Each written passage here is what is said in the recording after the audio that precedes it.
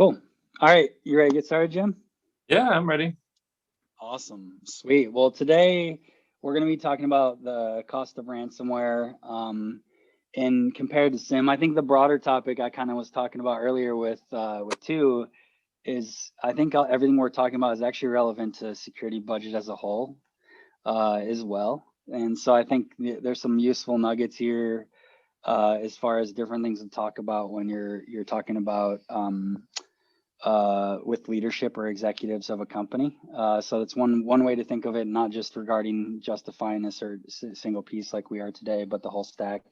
And I'm Patrick Garrity, VP Operations. I'm joined with Jim Simpson, VP of Product at Blumira.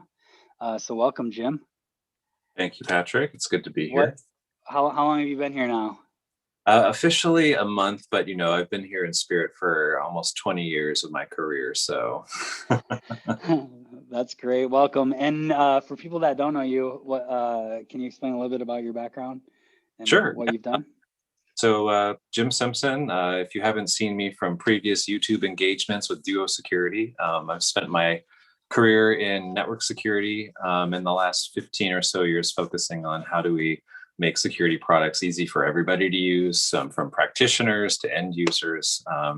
Probably the two noteworthy companies that I worked at before were a company called Arbor Networks, where we started to focus on building products for detection of breach and response, but it was like way before there was really market and practice for it. And then most recently, you and I were together in the early days of Duo Security, making two-factor authentication easy and helping the market move to zero trust practice with their networks, which is still a long way to go for everybody. So came over here to hang out with you and help with detection of breach and response. Cool. Well, awesome. Thanks. It's joy having you, and it's fun having you on the webinar today too, Jim. I'm just getting ready to share my screen, and we're going to hop in and talk about some of the different areas as far as costs associated with things like ransomware. And I think, one thing that's kind of shocking is we've been in security for a long time, Jim, and present my screen. Hopefully everyone can see that. The reality is I'm going to start by throwing some metrics up here. And what's kind of shocking is I think year after year, it seems like they're almost the same metrics. Well, I want to jump so when we used to do onboarding at Duo, we actually would talk about this on the average time to detect. And what I can say is it's dropping. It used to be like high 300s, then it got to low 300s. 207 is a much bigger improvement over the last 6 years. But if somebody's coming in and running around on your network for 207 days, I think the pandemic's been longer than that, right? So it's but still, that's a long time. That's a crazy amount of time. And then on top of that, once you discover it, figuring out everything that they've gotten into. But I'm sorry, I derailed you. Keep going. No, it's interesting. Over last year, I think the stat was the same. It went up a little bit as far as amount of time. But yeah, I think the interesting thing in coming to Blumira, even some of the reason I came here is behind the fact that detection and response for most organizations in preventing ransomware is very difficult, and it's not something necessarily accessible. And so the reality is in a data breach, when they do happen, they're extremely costly. You can kind of see on the right. And this is, by the way, this is Ponymon's data, IBM Institute with a large data set. But yeah, the reality is people just exist on a network for long periods of time in these instances, and nobody knows. And I think that shows lack of detection capabilities. And then when they do find out, on average, it takes about 73 days to contain. And from my experience on the ransomware side and being in some of these conversations and helping customers that are either preventing it or trying to fix when it does happen, it's realistic that it can take a lot of time to actually prevent, stop, and contain it. And so, yeah, I think we drank a little bit of Kool-Aid sometimes, Jim. I think that two-factor solved for everything. I think two-factor, as we know, is a really effective control, but that's not necessarily the only controls in security, right? Well, I think, to sort of multi-factor auth is effective when it's rolled out. Not usually like a problem with the multi-factor itself, but a lot of times, you're only as secure as every potential user on your network. And so if you aren't actually protecting everybody who's participating in it, and there's like some way for like somebody to get through like a low risk, normally like a low risk person into your network, because maybe they didn't have multi-factor on them because they were deemed like, oh, that person's probably low risk, but then some other part of the organization didn't have the right permissions on a particular application or service, and then they do a lateral move there. That's when prevention of breach actually gives way to like detection of breach and figuring out what to do once it's there. And that's the real challenge in some of the preventative products, is just making sure you have enough coverage, because the threat surface has more or less increased pretty much to every single household in the US at this point, because we're all working from home now. So how do you manage that, and how are you going to like stay on top of these kinds of things if you don't cover everyone? So you need to have kind of both sides of it, prevention and detection, in order to operate securely. Yeah, it is kind of interesting. I hear some conversations regarding, hey, I just found these new devices often that I didn't even know about in the new world. Users coming from personal devices. There is certainly a lot more risk in this distributed world we live in since COVID. And so I think, one thing that goes overlooked a lot of times is just the business impact of ransomware. And I think there's a few different things which, like, people might have a small experience with ransomware, contain it, and be like, oh, that wasn't a big problem. But the reality is, a lot of times, especially when ransomware gets deployed on specific application services, and more organizations being targeted on things like SAN-arrays or VMware and other areas, Well, it becomes systemic and shutting down business even, right? before we go into that, I think actually, like, just to get on the same page, like, Patrick, I'm a neophyte to this. Can you give me an example, or tell me like what exactly is ransomware and why the hell do I care about it? It sounds like something in a video game. Yeah, no, that's great. I mean, it kind of goes back to, and I love talking about this because I'm a fintech person, but yeah, essentially the aspect of digital currencies, cryptocurrencies, Bitcoin has enabled the way to transact money without interacting with someone via more or less an anonymous connection and network. And so what people have done is essentially created software that encrypts all an organization's files or device's files, and doesn't allow that person to do anything with unless they pay a ransom via typically Bitcoin. Is how it operates and works. And so it essentially shuts that user down or that company down from being able to operate a function. So what's like a good example of that, like in the real world? Yeah, a lot of cities have, we saw, like, I think City Atlanta, there was a bunch of Texas cities that got hit hard and essentially, shut down operating systems that might be operating equipment, signage, all the accounting systems, right? And so it can go to a point with manufacturing where it can even prevent a line from actually working. And so the idea is to then extort money to then unencrypt those files, so an organization can go back to operational, which sometimes might be financially the cheapest route to actually take. Not saying that we suggest that from an approach perspective, but yeah, the reality is it works in a lot of cases, and people do pay the fine to get back in operational. So there's real money behind it from an approach.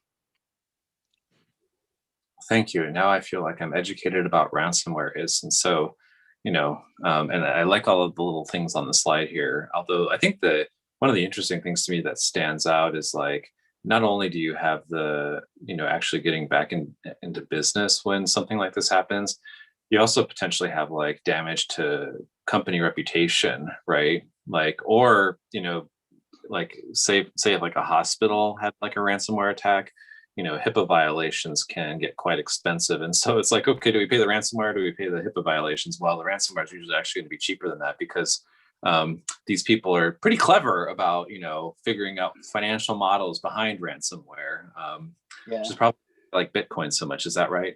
We don't have to talk about that. No, absolutely. I think Bitcoin is ingenious, not for the criminal aspects of it, but more for the ability to transact in its concepts. But I think what's interesting there is like, no, in real reality, we are seeing attacks in healthcare, for instance, that not only impact HIPAA violations, compliance, things like that, but also I think there's been a few attacks where people, might actually be being serviced and end up getting sick or passing because all of a sudden the accessibility of equipment needed doesn't work anymore, or there's no internet connectivity preventing them from getting the right help. And so there is real implications of that. And the attackers have gotten more sophisticated too, where not only are they maybe encrypting things, but they might exfiltrate data outside the organization and threaten to release it publicly, which is another type of ransom approach that has become more common as well. And so you kind of look down the list, like there's so many things from an operating business perspective that when an organization gets hit, it can literally take 6 to 12 months to recover from it. I have been on calls with people where literally they have to spin up a brand new Active Directory from the ground up and spin up all new applications or restore a ton of backups, and that's really not a fun exercise for anyone to go through, and it has a pretty big impact on the business itself as well. The other side of it is like, in comparison, ransomware attacks typically end up being much more damaging than other types of incidences and breaches. And I think the main thing there is literally a lot of times it results in a business being shut down completely, or parts of the business. So even if it's a manufacturer and it's one building, it affects supply chain significantly. Some more, I was talking to a large grocery store. They're probably way more than that, right? But they actually spend time with their suppliers to make sure that they have the right security controls in place, because they recognize if one of them gets hit with ransomware, it could actually impact their top line sales. So there's pretty significant risk there if you think about it that way, from a supply chain perspective.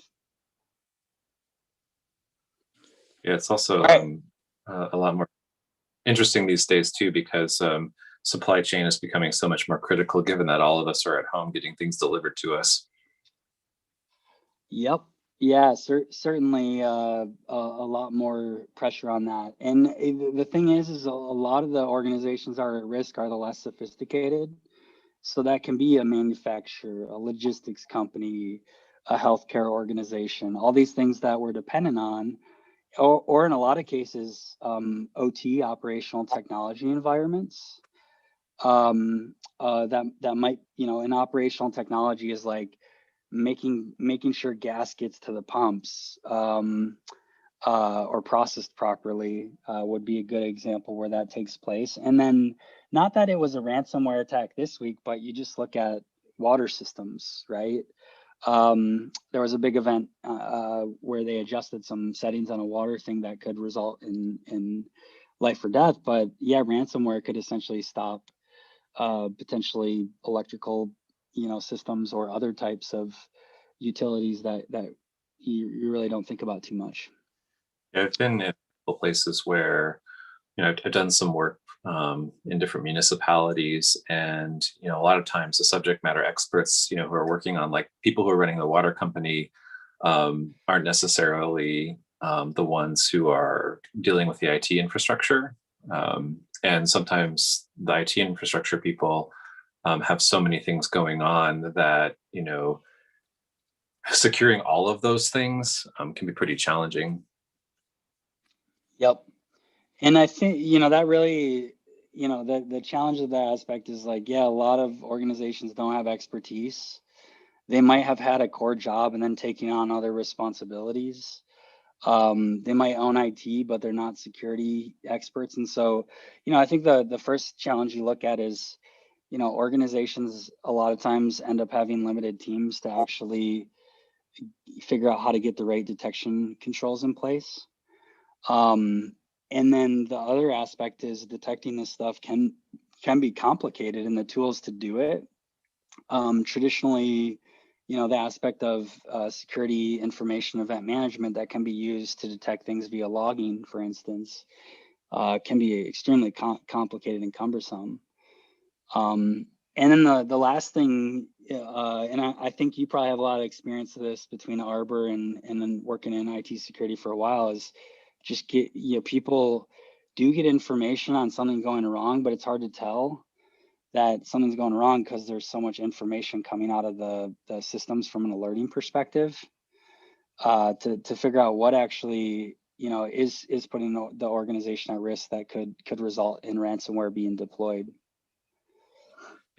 I think that there's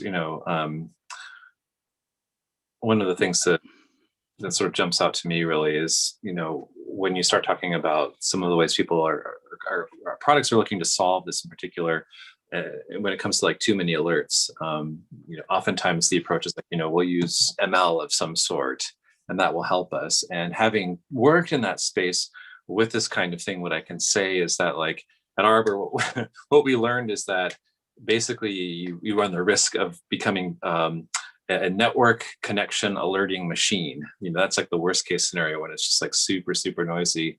But then the other challenge is, not picking up an actual something that should have been detected, right? Because the scope of things that something needs to understand from an ML perspective is just so wide. ML tends to really work when you can focus it in key areas and then attach those together. But it sort of becomes this black box, and it's hard to want to trust that. And so a lot of what we've been doing and learning is like, how do you blend those two things in a meaningful way so that customers can actually get value from it, trust in it, and understand how it actually works. Yep, it's real challenging for organizations, and I think that's some of the aspect is like, well, where do I even start to try and stop a ransomware attack? And I think there's definitely several different prevention tools or things you want to consider putting in place. The reality is, if I break down a ransomware attack, there's a common list of techniques and tactics that are being used in order to gain access to deploy ransomware. So ransomware isn't just something where like you press a button and all of a sudden magically people are infected all over. There's intent going on before that and trying to get to the right place to even deploy ransomware from an attacker perspective. So some things that come to mind are like the first thing is I need to get into the environment where the servers are, or where the data is that I'm looking to encrypt with ransomware. And so some of the more common tactics that I've seen and are commonly documented are, well, someone exposes RDP or SMB in a Windows host on the internet. And logically, I used to do that back in the day, so I'm not going to point fingers at anybody for not realizing they're not supposed to put those protocols on the internet. But the reality is there's plenty of exploits in order to be able to gain access to those services that are openly available. And so you don't want to expose those services, for example, so that an attacker can get a foothold. is a good example of a place that's commonly used just to get into the environment. From there, some other areas like VPN access, remote access into a corporate environment, password spraying and brute force attacks to more or less get into primary authentication. And not everyone has two-factor deployed still. Very, very effective control. And even the case where people do have two-factor, there's techniques and tactics and contacting users to try and manipulate that as well. Once the primary credential is compromised. So those are pretty common tactics used to more or less get into the environment. And then from there, they might start doing scanning on the internal network in order to figure out where the core servers or hosts are that they want to deploy the ransomware to. Commonly, they'll try and find a domain controller. They'll spin up new accounts, and on a domain controller, maybe they run Bluekeep or a Cobalt Strike, which is a Windows exploit. And at that point, they'll then get access and start spinning up new domain account administrators. And the next stage is basically they deploy the ransomware to the hosts across the environment. And so there's lots of different indicators, right, that somebody's trying to do these things. The reality is most organizations don't have visibility into that is the challenge, Jim. Why is that? Yeah, I mean, kind of what we talked about earlier is just the complexity of the tool stack to get visibility. Most of these things you're going to get visibility on is based on logs, and taking all this data and information, which is very significant, and deducting that down into what things are actually important. And so typically you would use a SIEM to be able to do that.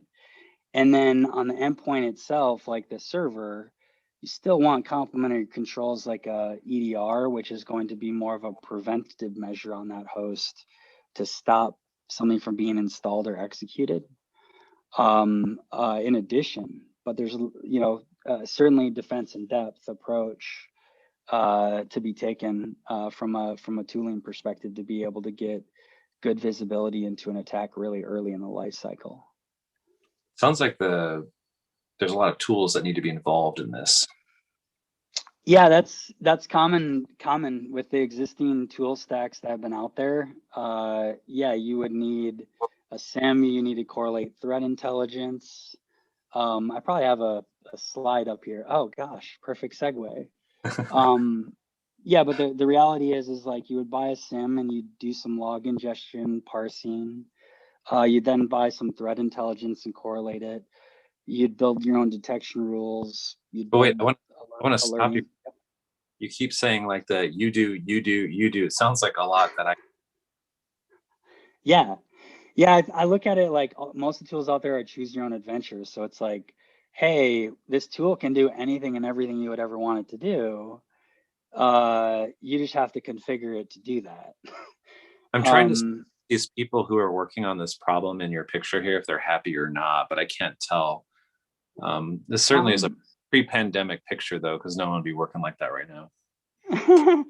There's plastic in between. You just can't see it. Oh, maybe it's I don't know. Anyway, okay, sorry, off track. Let's go back to it. No, that's hilarious. But yeah, the challenge is like these tools actually do work if you have teams of people to configure them and manage them and operationalize them. So I don't want to discount the value of them, but they're not accessible to most organizations. Yeah, if I can jump in on the product side here, like, in the early days when we were trying to figure out this market 15, 20 years ago, I'll never forget, talking to customers about like working with these tools. And, at one point a customer said, it'd just be better if you just threw out 90% of alerts and like just showed me 10%. And I might even be able to like do something there. And I'm like, but what if we throw out like the wrong ones? And the perspective was like, it doesn't matter because there's just so much to with. Like, I just need this to be narrowed down. And it demonstrates like the real challenge in figuring out like, where is that needle in the haystack, and the approach where if you kind of have this like choose your own adventure, like it's really incumbent on you to figure it all out. Yeah, and I think, I mean, to some extent, ignorance is bliss, is what I think you just said. Is a lot of times the perception of the customer, right? Because it's like, well, I'll know something, I feel like I'm making progress, but in reality, you're missing the other side of the equation of what's most important. And so, yeah, typically you would take a SIEM and threat intelligence, and then they have this newer technology stuff called a SOAR, which is automating some of these processes. And it ends up most of the time like a choose your own adventure book in failure. Somewhere around 75% of SIEMs fail deployment wise. And they're extremely costly from a time and resource perspective as well. Why do they fail? Yeah, the aspect of assuming someone knows the 100 steps of things that need to get configured, and most people don't have the time or skill set, and that's why, for instance, when you look at a company like Splunk, these people that have gotten certified and have worked on the product for a few years, they're really hard to come by and very costly. Frankly, because it's equivalent of a master's degree, right? And skill to be able to operate them. And typically what that means is you're gonna have a team of people. It's a long deployment time. So you can talk about months to years. And so, yeah, traditionally it can be more in line with the cost of ransomware. And so sometimes people are really literally weighing, hey, do I just be okay with the fact that that ransomware could get deployed and take risk or not? You know, from the traditional historical way that the approach has been taken here. Kind of wonder, like, I don't know, maybe I'm not a subject matter expert. Could I just like hire somebody to do that for me then, and like they could figure it all out? Yeah, that's great. On that side of things, yes, you can. And typically, they what happens is an organization might take an existing product like QRadar or Splunk, and then they just build services on it. The challenge is the cost just goes up through the roof. It makes it a little bit better, but it's incremental improvement. And so you have a more likelihood of success, but it comes at a pretty significant cost. And that's one of the key things from a Blumira perspective and approach we take, which we'll talk about in a second, is driving down complexity, the noise of different tools, and getting it in the hands of the end persons and that's managing the IT environment is particularly important to be effective. And getting the time down to deploy and implement to a period of time that doesn't take much more than an hour or two is a really big deal. And a lot of that ends up with the success of actually a deployment opposed to the traditional models and approaches on this portion. And I will highlight too, like, it doesn't mean that we don't offer managed service as well through some of the managed service providers. It's just that typically the managed service providers have been leveraging these same tools. And so there's a big differentiator even for the service providers that partner with Blumira and being able to service more customers more effectively at scale, which is a pretty big deal too. So that kind of gets me to and just a little bit of highlighting of, like, yeah, if you just take a quick swag of cost to Blumira pricing, for instance, or Cloud SIEM, when you're having conversations with someone, it's like, oh, this is really peanuts in comparison from a return perspective, with the probability that you might get hit with ransomware and the costs associated with that. And I think you could even build in still lots of other products from a complementary perspective, like two-factor, like EDR, and it's still a very small fraction of what the cost would actually become if you were to have an incident or a data breach, right?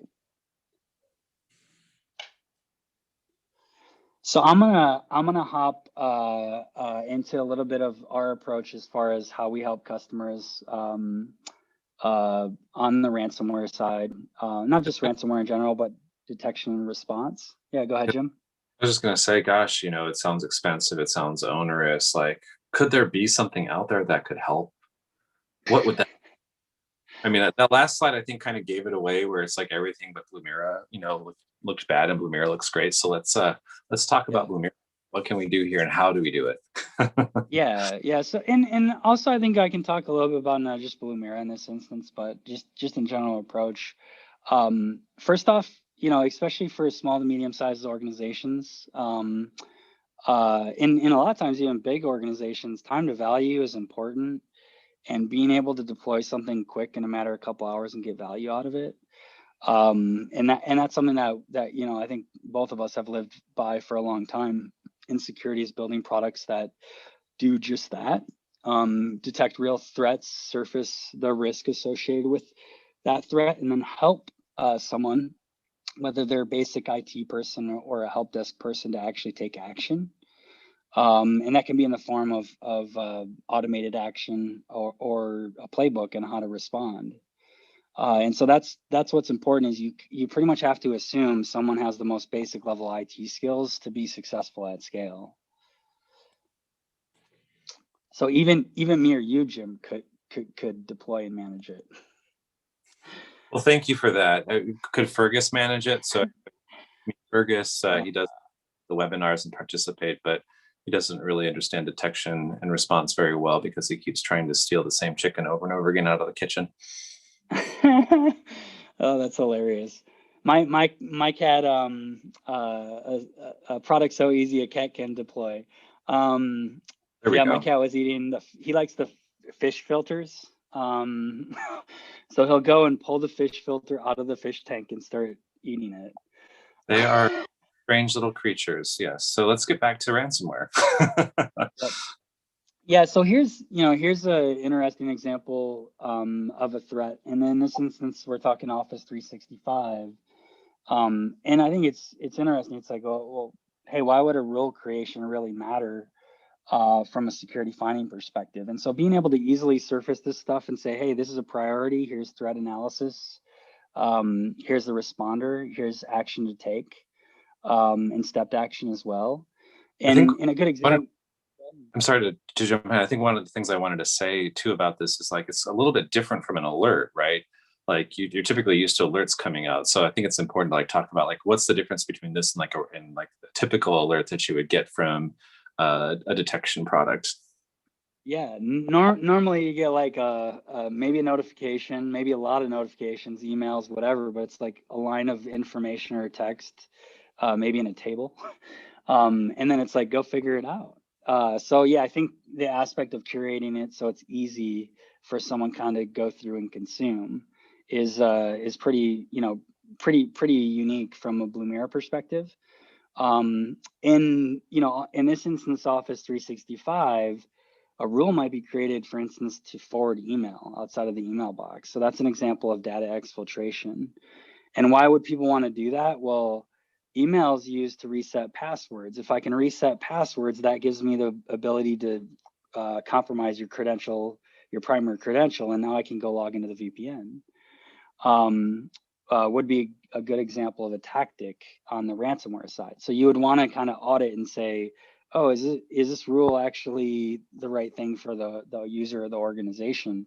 And most often, it's not. Is the reality? It's most often that you're going to see attackers using these types of functionality within product sets from a security perspective.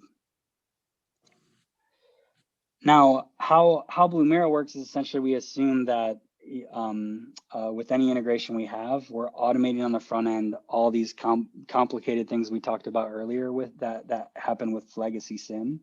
So you basically connect up the product via API or via logs, and then we surface threats, detect them, and then help if it can be automated. From a response perspective, there's ways to automate actions, for instance, with block lists on the firewall. And then in the instance that there isn't an automated action, helping from a playbook perspective, guiding how to respond.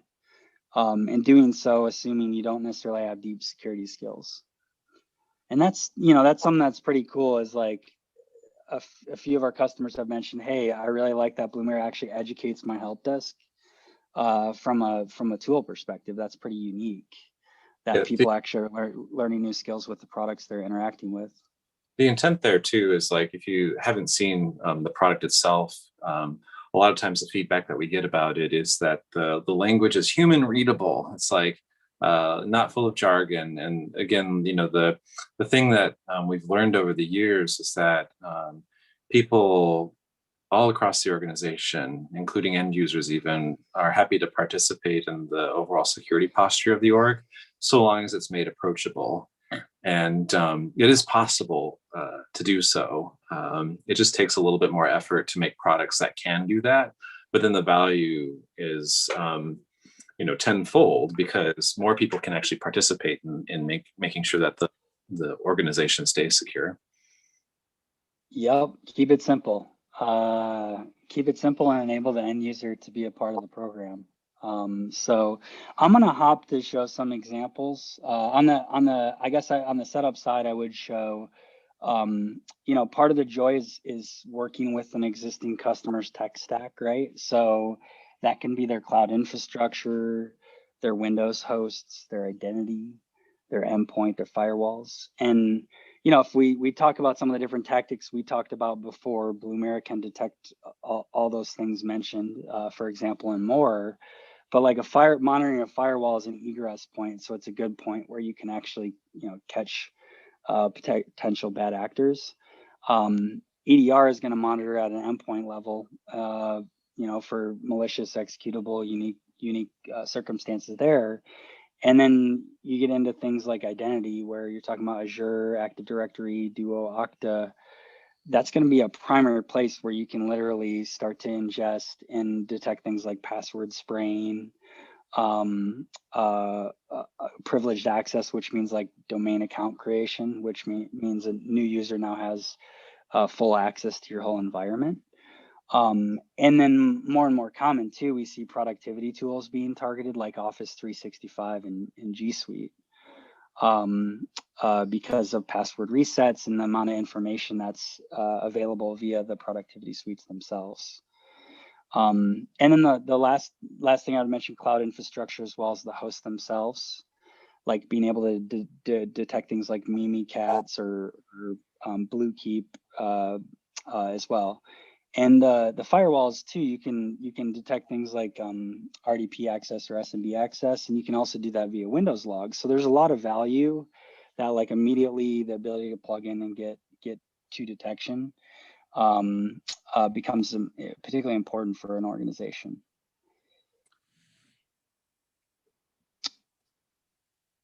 So I'm gonna hop into the product side. And the thinking here is just to walk through some different examples and tie these examples in our demo site to common ransomware techniques and tactics that we discussed earlier. So I'm gonna scroll down here and kind of show some examples where it's like actually nothing might be going on. For example, in this instance, but there's a misconfiguration that puts us at risk to ransomware. So you can see our friend Brandon is assigned this ticket here,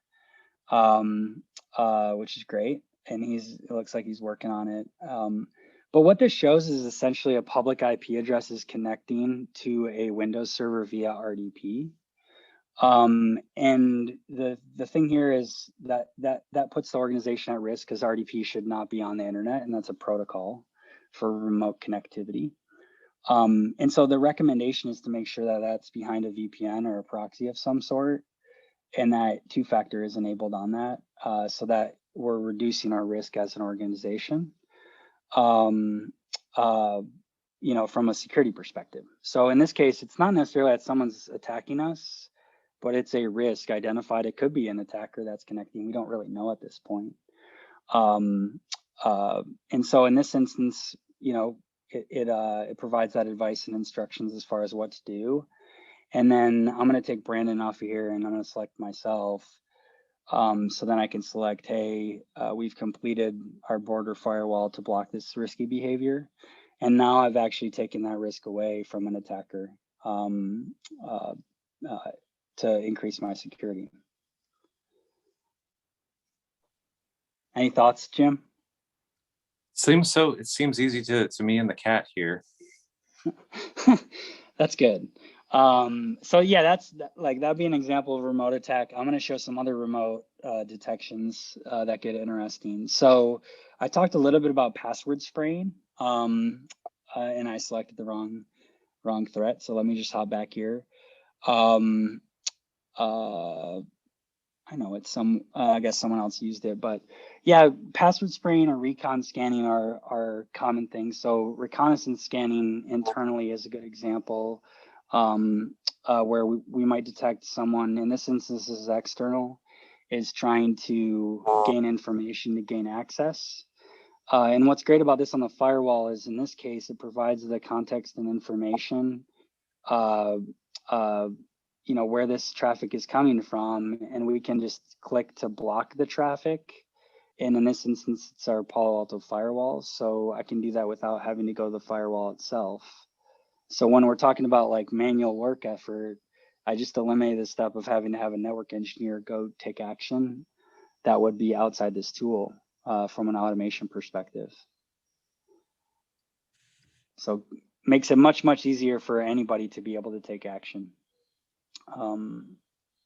Taking it a step further, yep, go ahead. I was about to ask you, like, yeah, what are we going to do with, but you're here, go for it. No, I asked the question. Go I ahead. just want to do what we're going to do with some of the more automated stuff, and how we can actually share that information. Yeah.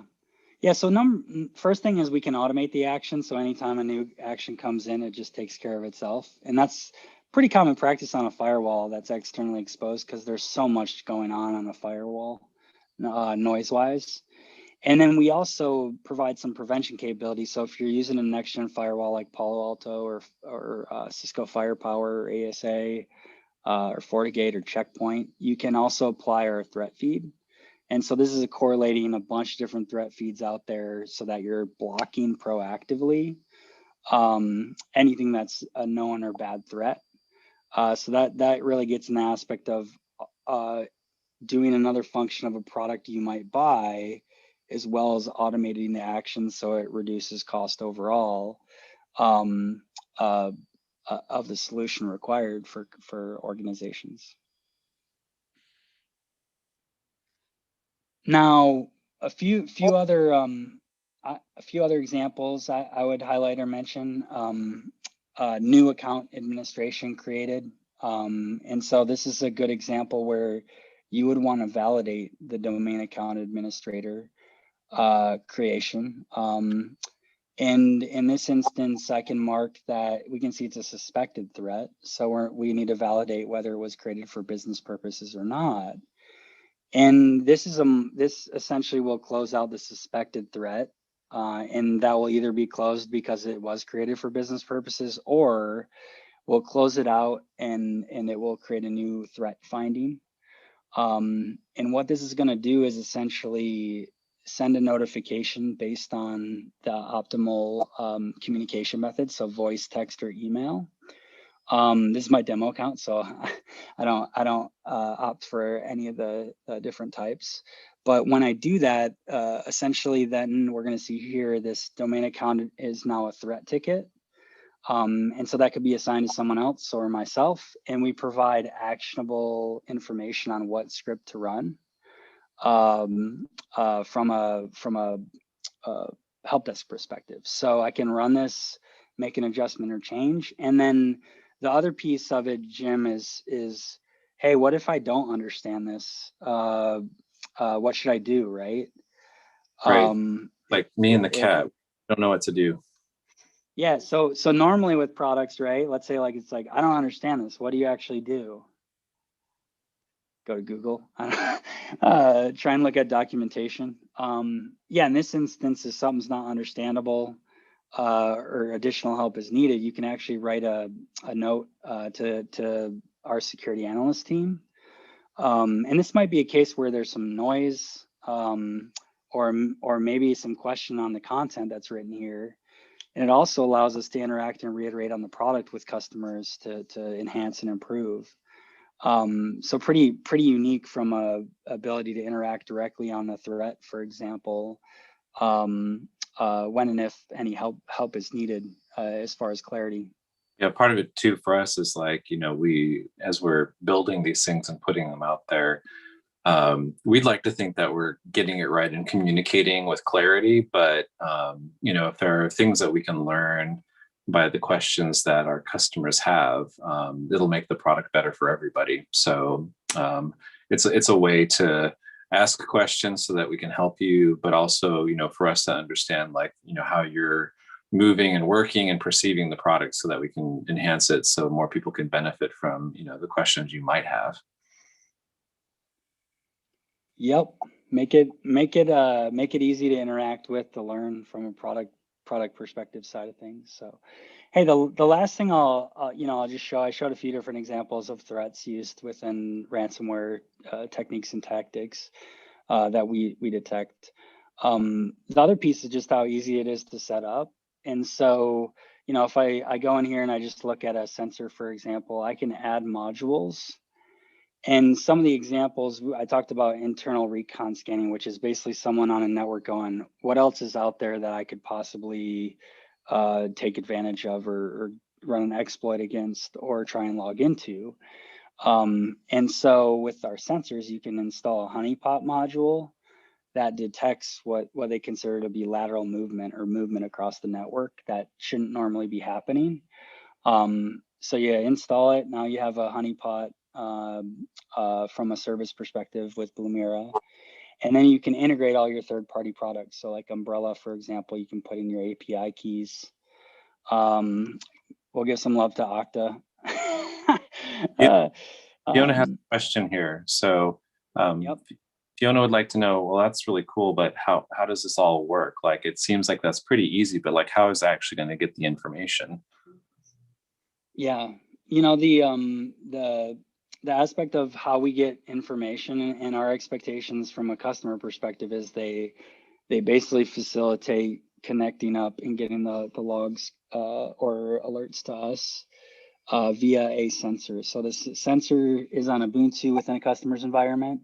And then once that's up and running, it's activated and everything else is configured via one of two ways: API in the cloud management portal I showed, or you can forward syslog to the collector itself. So in the instance of like Windows logs and firewalls, and that all then gets sent to the Blumira service or a cloud SaaS service, which then we correlate intelligence, apply detection rules, do threat hunting, and then surface the risks and threats that we identify so they can be responded to or actions taken automatically in the instance of the firewall side.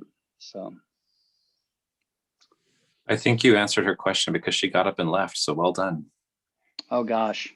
Yeah, I don't know if that's a good thing or a bad thing. So for a cat, but hopefully the rest of our friends on the webinar are still with us. Yeah. No, that's good. So I think, just recapping, and talking about the cost of ransomware and whatnot. Yeah, I think the aspect of like time, cost, like those sorts of things you got to consider. But the value of looking at a cloud SIEM like Blumira is really insurmountable because you can detect things really early on and stop attacks before they really get to the point where they're even able to deploy ransomware. So if anything, I think like that's probably the biggest takeaway today is finding an easy to use solution, affordable, and then being able to justify that from a management team perspective, whether that's with a CIO, a CEO, a CISO. Really, people can feel free to use any of these materials to help them throughout that process. Don't hesitate to engage or ask for the slides that we're discussing here. So, Jim, any last advice or tips on cost of ransomware and the value of cloud SIEM before we leave? No, I mean, like I just think it's a lot of times, like, these things aren't problems until they become problems. And so, you know, and the markets, I mean, the reason why we're here is that there just aren't a lot of really easy to use solutions in place to combat this. And so the goal for us is to help customers avoid these scenarios. And it used to be that, you know, these kinds of attacks were fairly targeted, but pretty much almost you know, all information is now some form of, you know, a commodity in a way. And so it's like people, you know, organizations get targeted for all sorts of reasons. And so it's like, well, you know, anything that we can do to help, from prevention on one side of the market to detection on the other. You know, it's important to make sure that the things that we do for our customers are actually easy to use and create some kind of value for them, because these things typically are pretty nebulous, you know, to understand, almost like insurance. Yep, gotta keep it easy to get to value, I think, is the main thing there. Like it shouldn't, the barrier to entry has been too high for too long. So changing or adjusting that is particularly important. I know we have a few more minutes. If anybody has any additional questions, don't hesitate to chat. We'll stay on for another minute or two in case there's anything that comes through. But it's been a lot of fun, Jim, as far as the chat today and talking about some of our experiences and talking about cost of ransomware. So thanks for making the time. My pleasure. And I hope you're watching the chat, because I'm not clever enough to figure out where that is on the screen. I've been watching it. I think everything that's come up, we've talked about, which is good. I always try and leave a few minutes in case there's anything else that we haven't interlaced through the discussion. So, and if you ask them in a one-on-one scenario, you know, hit us up. We would love to talk to you more and learn about what's going on with your network, how we can help, and how we can learn from you. So, yep. Well, cool. Thanks everybody for today, and thank you, Jim and Alicia, for facilitating and